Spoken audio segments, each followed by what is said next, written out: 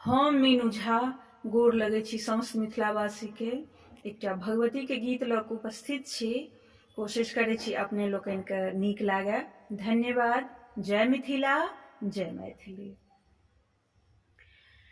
दोख हमर जँ मानब जननी, दोख हमर जँ मानब, दोख हमर जँ मानब जननी, दोख हमर जँ मानब,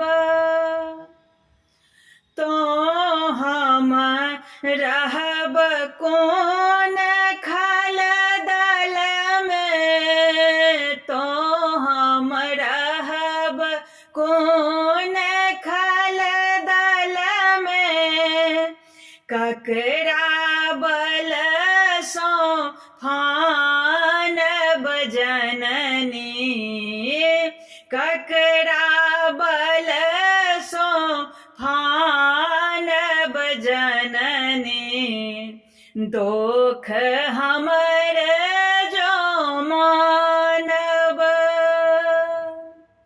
दोख हमर जँ मानब जननी, दोख हमर जँ मानब,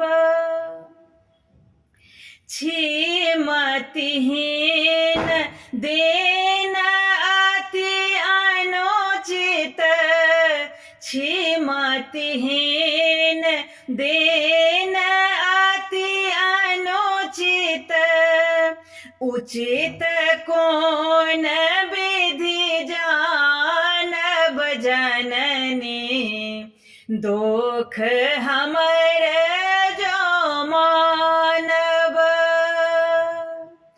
दोख हमर जँ मानब जननी, दोख हमर जँ मानब,